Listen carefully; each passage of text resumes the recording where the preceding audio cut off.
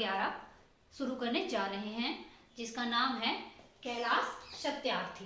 तो इस पाठ को शुरू करने से पहले मैं आपसे कुछ प्रश्न करना चाहूंगी, ऐसे बच्चों के बारे में जिनको आपने कहीं ना कहीं देखा होगा।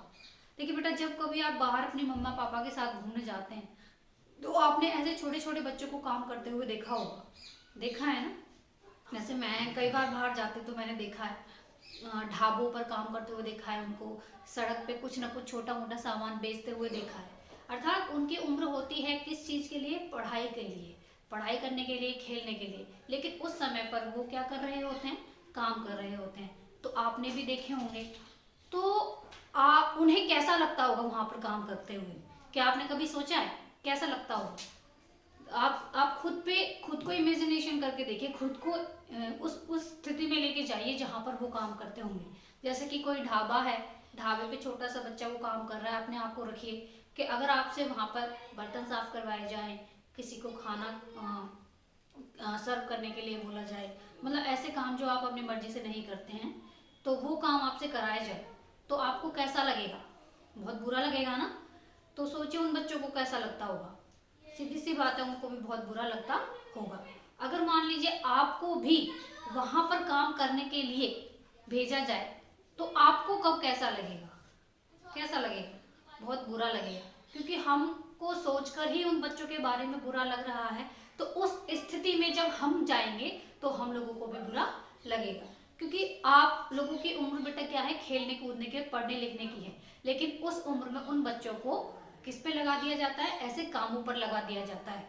तो वो उसके कारण कई हो सकते हैं कि उनकी फैमिली की जो आर्थिक स्थिति है खराब हो सकती है, जिसके कारण बस उन्हें वहां पर काम करना पड़ रहा हो।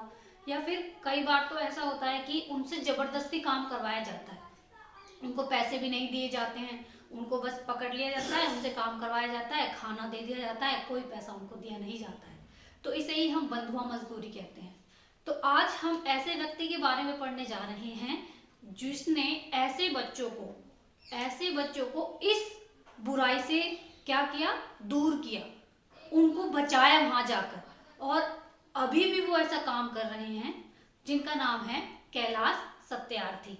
तो जो हमारा आज चैप्टर का नाम है वही उनके नाम पर ही रखा गया है, कैलाश सत्यार्थी। तो हम थोड़ा सा कैलाश सत्यार्थी के बारे में देखेंगे कि कैलाश सत्यार्थी एक ऐसे इंसान हैं जो ऐसे बच्चों के लिए काम कर रहे हैं जिनका बचपन छिन चुका है। अब बचपन कैसे छिन चुका है? कि जो बचपन में आपने और मैंने, जो आप काम कर रहे हैं और जो मैंने किया था वो नहीं कर रहे हैं। जैसे कि हमारा क्या क्या काम है बचपन में? खेलना, पढ़ना, कूदना, बस यही है ना। लेकिन वो क्या करते हैं? बर्तन साफ करते हैं, सामान बेचते हैं, झाड़ू वगैरह निकालते हैं, सफाई वगैरह करते हैं, चाय बेचते हैं। तो उनका बचपन छिन जाता है, वो काम नहीं करते हैं। तो ऐसे बच्चों की ही कैलाश सत्यार्थी ने मदद की। कैलाश सत्यार्थी जी के जीवन से जुड़ी हुई बातों के बारे में कि उनका जन्म कहाँ हुआ था, उन्होंने कब से ये कार्य शुरू किया था, ये सारी चीजों को हम देखते हैं। तो कैलाश सत्यार्थी जी का जन्म 11 जनवरी 1954 ईस्वी में मध्य प्रदेश के विदिशा नामक जिले में हुआ था। तो मैंने आपको बताया तो कहाँ पर हुआ था उनका जन्म? विदिशा जिले में, ठीक है। तो उनकी माता का नाम चिरंजी देवी था तथा उनके पिता का नाम राम प्रसाद शर्मा था। तो जो सत्यार्थी जी थे वो बचपन से ही ऐसे कार्यों में लग गए थे कि 11 वर्ष की आयु में किस तरीके से उन्होंने छोटे बच्चों की मदद की, जिनके पास किताबें नहीं होती थी, वो पुरानी किताबें इकट्ठा करते थे और एक उस पे रेडी होती है, उस पे जो ठेला होता है जिसको हम बोलते हैं, जिसपे फ्रूट्स वगैरह सेल किए जाते हैं, उसको हम ठेला बोलते हैं, ठीक है। उस पे रख के वो उन बच्चों तक बुक्स को पहुंचाया करते थे। तो उनके जो ये कार्य हैं बचपन से ही शुरू हो गए थे। तो पिछले 60 वर्षों से वो इसी कार्यों में लगे हुए हैं। इसको देखते हुए उन्हें नोबेल पुरस्कार भी दिया गया है। अब नोबेल पुरस्कार उन्हें 2014 में मिला था। नोबेल पुरस्कार क्या होता है ये भी हम देखेंगे, क्योंकि केवल उसके कहने मात्र से ही उसकी अहमियत हमें समझ में नहीं आ जाएगी जब तक हमें उस पुरस्कार के बारे में पता नहीं होगा। तो पहले हम बात करते हैं नोबेल पुरस्कार विजेता के बारे में। जो हमारे देश में जो सबसे पहले नोबेल पुरस्कार दिया गया था वो दिया गया था रविंद्रनाथ ठाकुर को, ठीक है। आपने रविंद्रनाथ ठाकुर के बारे में पढ़ा है ना, हमने पढ़ी थी पोयम, उन्होंने अपने जीवन के बारे में हमें बताया था, तो वो हमने पढ़ी थी। तो सबसे पहले वो पहले भारतीय थे जिनको नोबेल पुरस्कार मिला था। ठीक है, उसके बाद भी कई लोगों को मिला है, लेकिन 2014 के बाद किसी को भी नोबेल पुरस्कार भारत में नहीं दिया गया है। 2004 में 2014 में किसको मिला था? कैलाश सत्यार्थी जी को। अब देखिए ये पुरस्कार किसके द्वारा और क्यों दिया जाता है? ये पुरस्कार उन लोगों को दिया जाता है बेटा जो देश की भलाई के लिए बहुत कार्य करते हैं, शांति व्यवस्था बनाए रखने के लिए बहुत सारे कार्य करते हैं। क्योंकि जैसे मैंने आपको कहा था कि कैलाश सत्यार्थी जी ने केवल भारत में नहीं बल्कि भारत के बाहर अन्य जो देश हैं, जैसे कि 108 देश और थे जिनके साथ मिलकर वो इस अभिशाप को, बाल मजदूरी जैसे अभिशाप को दूर करने में लगे हुए थे। जैसे हम आगे भी इस चैप्टर में पढ़ेंगे कि उन्होंने यहाँ पर बचपन बचाओ, यहाँ पर मतलब भारत में बचपन बचाओ आंदोलन की शुरुआत की थी। शुरू में वो अकेले थे, आरंभ में वो अकेले थे, लेकिन धीरे धीरे धीरे कम से कम 20,000 लोग उनके साथ मिल गए थे। फिर उन्होंने अपनी मुहिम को और आगे बढ़ाया। वो केवल अपने देश में ही कार्य नहीं करना चाहते थे बल्कि पूरे विश्व में काम करना चाहते थे। तो इसलिए पूरे विश्व में जो 108 देश और थे जो उनके साथ मिल गए थे, इसलिए उन्होंने वहां पर एक यात्रा निकाली जिसका नाम था बाल मजदूरी विरोधी विश्व यात्रा। क्या नाम था उसका? बाल मजदूरी विश्व विरोधी यात्रा। मतलब कि पूरे विश्व के सब जितने भी देश हैं जहां जहां उन्होंने काम किया था वो उनके साथ आकर मिल गए थे। और इस यात्रा में लाखों लोगों ने प्रण किया था, मतलब कसम खाई थी कि वो बाल मजदूरी जैसी बुराई को दूर करके रहेंगे। तो ऐसी यात्राओं को देखते हुए विश्व में शांति फैलाने के कारण ही इन्हें नोबेल शांति पुरस्कार दिया गया था। और इन्हें इस यात्रा का जो ये संगठन था, बाल मजदूरी विरोधी विश्व यात्रा जो संगठन था, इसका अध्यक्ष बनाया गया था। और इनके इन कार्यों से संतुष्ट होकर, मतलब कि खुश होकर जो सार्क देश हैं, सार्क जैसे कि भारत भी उनमें शामिल है, जो सार्क देश हैं वो आप एसएसटी में पढ़ोगे बेटा कि सार्क देश कौन कौन से हैं और ये किस लिए काम करते हैं। वैसे थोड़ा सा मैं बताना चाहूंगी, सार्क देश वो हैं जो ये 7 सदस्य होते हैं और ये क्या करते हैं, ये एक दूसरों की शांति व्यवस्था बनाए रखने में मदद करते हैं। ठीक है, तो उन्होंने एक कार्यदल बनाया और जिसका अध्यक्ष किसको बनाया था अभी मैंने बताया था, कैलाश सत्यार्थी जी को। तो ये कुछ चीजें मैंने उनके बारे में बताई। तो देखिए बेटा, अब बात करते हैं नोबेल शांति पुरस्कार की। नोबेल शांति पुरस्कार के लिए मैंने आपको बताया था कि इसके नाम जानने से ही केवल कुछ नहीं हो जाता, कि इसके बारे में हम जानेंगे कि ये किन लोगों को दिए जाते हैं। ये ऐसे लोगों को दिए जाते हैं जो विश्व में शांति व्यवस्था बनाए रखने में क्या करते हैं, मदद करते हैं, लोगों के लिए अच्छे कार्य करते हैं। ठीक है, जैसे मैंने अभी आपको बताया था, भारत में सबसे पहले रविन्द्रनाथ ठाकुर को मिला था और 2014 में कैलाश सत्यार्थी जी को मिला था। तो इस करते हैं हम। तो अब बात करते हैं बेटा नोबेल शांति पुरस्कार की। नोबेल शांति पुरस्कार होता क्या है? जैसे मैंने कहा था, केवल नाम जानने से ही नहीं हो जाता है, इसकी अहमियत भी जाननी हमें बहुत जरूरी है और इसमें क्या दिया जाता है ये भी हमें पता होना चाहिए। नोबेल शांति पुरस्कार शुरू किया गया था 1901 में। ठीक है, जो एक स्वीडन के एक वैज्ञानिक थे जिनका नाम था अल्फ्रेड नोबेल, उनके नाम पर ये शुरू किया गया था। इसमें क्या दिया जाता है, इसमें एक प्रपत्र दिया जाता है, मतलब कि एक सर्टिफिकेट दिया जाता है। और डॉलर की अगर बात करें तो 14 लाख डॉलर की धनराशि उस विजेता को दी जाती है।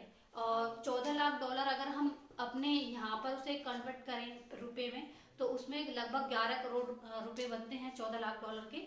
तो 11 करोड़ उस विजेता को दिए जाते हैं। तो देखिए, तो ये था हमारा नोबेल शांति पुरस्कार। तो आइए पढ़ते हैं कैलाश सत्यार्थी जी ने किस तरीके से बहुत से बच्चों का बचपन बचाया और किस तरीके से उन्हें इस बंधुआ और बाल मजदूरी से क्या किया, मुक्त कराया। आओ पढ़ें। तो देखिए बेटा, अब हम कैलाश सत्यार्थी जी के बारे में कुछ विस्तृत रूप से पढ़ने जा रहे हैं। जैसे कि मैंने आपको कैलाश सत्यार्थी जी के बारे में बताया था कि उनका जन्म मध्य प्रदेश के विदिशा नामक ज़िले में हुआ था और वे बचपन से ही खुले विचारों के थे।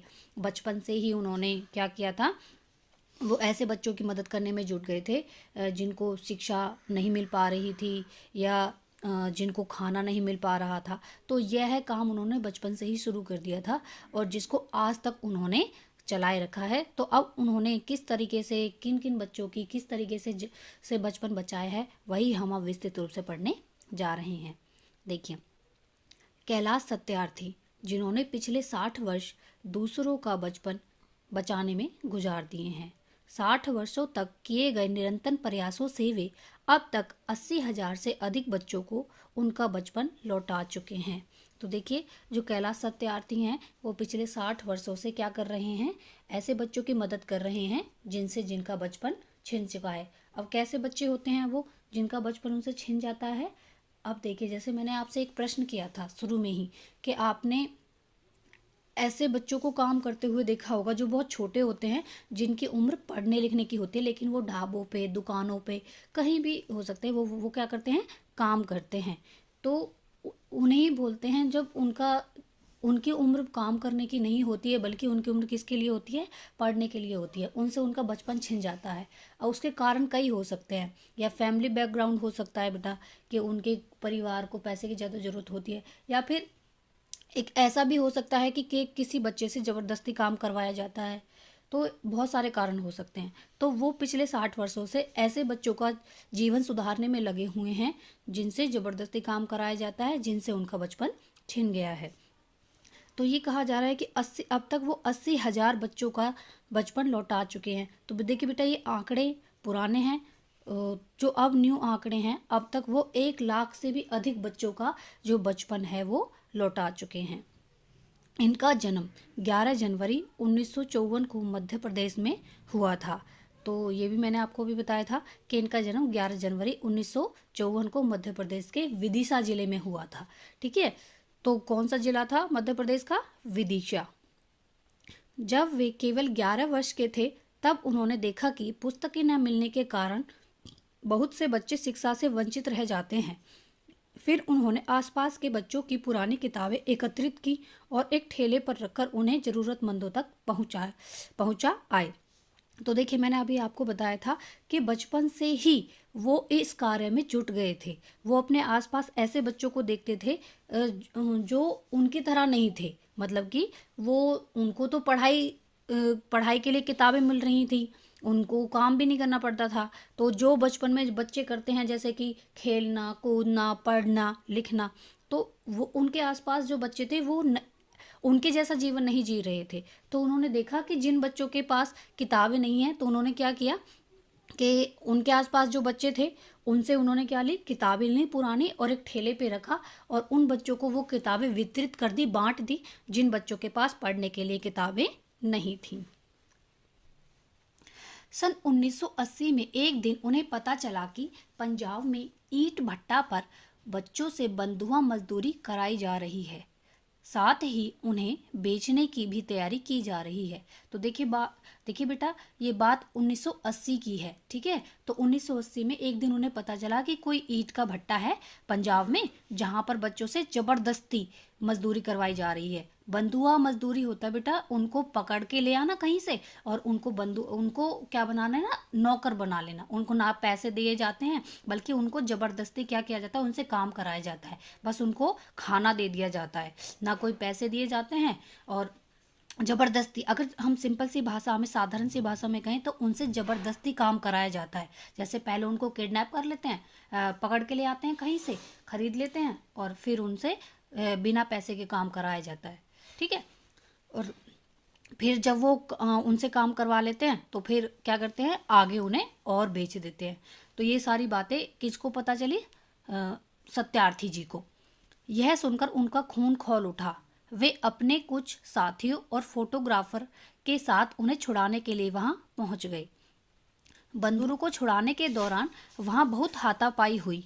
उनके कैमरे तोड़ दिए गए। पुलिस की सहायता से उन्हें वहां से भगा दिया गया। ऐसे में भी कैलाश जी ने हार नहीं मानी।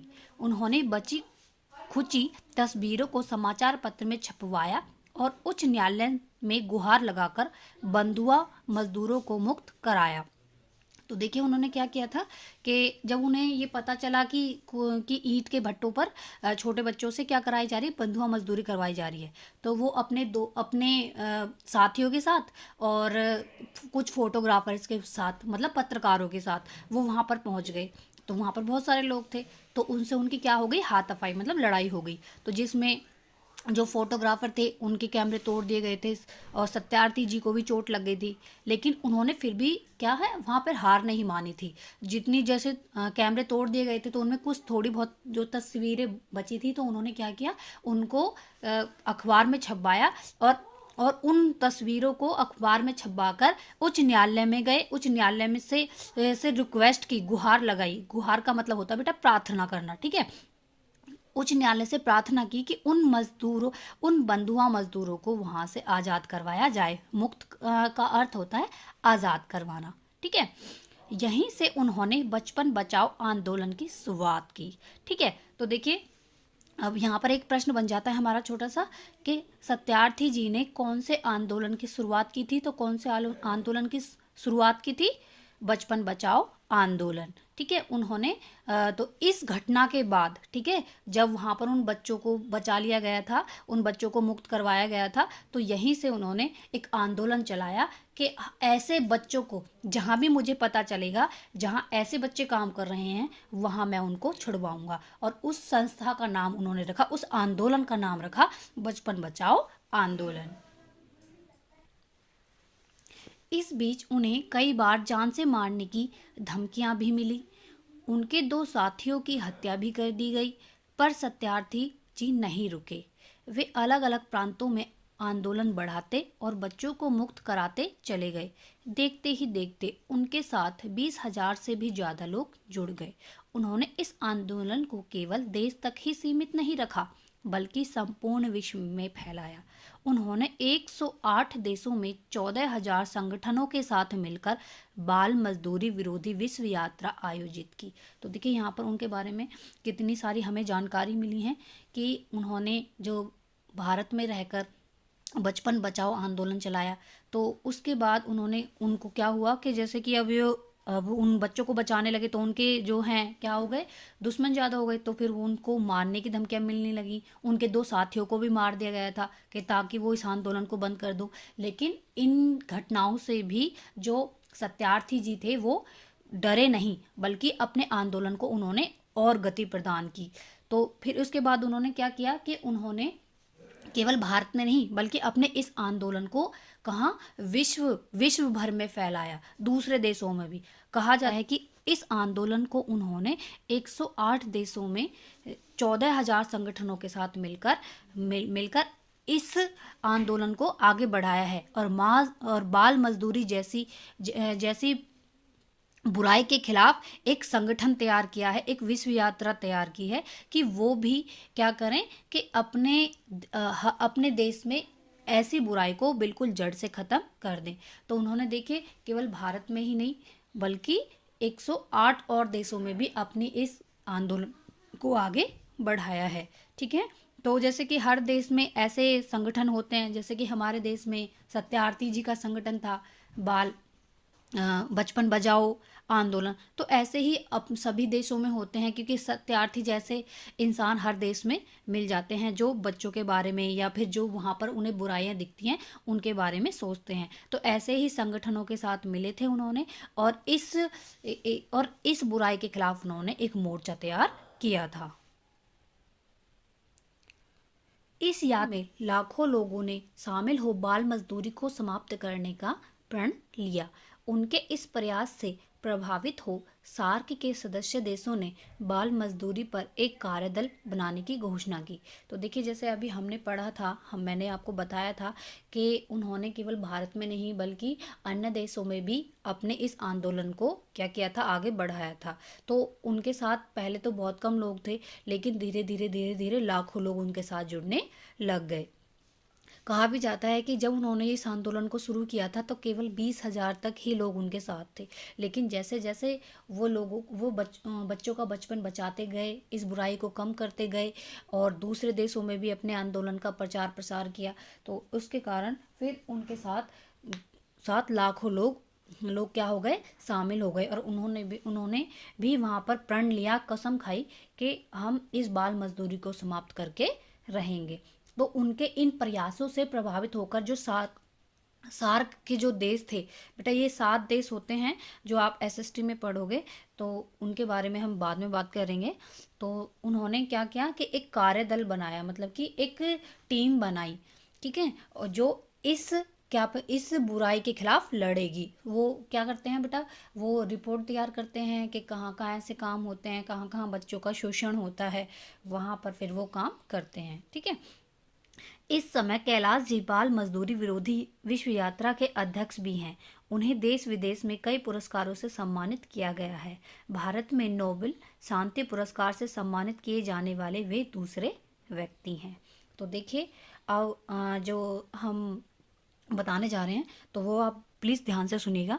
जो कैलाश सत्यार्थी जी हैं, वो क्या करते हैं, क्या किया था उन्होंने, बाल मजदूरी विरोधी विश्व यात्रा का उन्हें अध्यक्ष बना दिया गया था। अध्यक्ष कौन होता है बेटा, जो उसको उसकी शुरुआत करता है, उसको संचालित करता है, ठीक है। तो उन्हें मेन अध्यक्ष बना दिया गया था कि आप पूरे विश्व में अपने आंदोलन का और इस यात्रा का प्रचार प्रसार करोगे।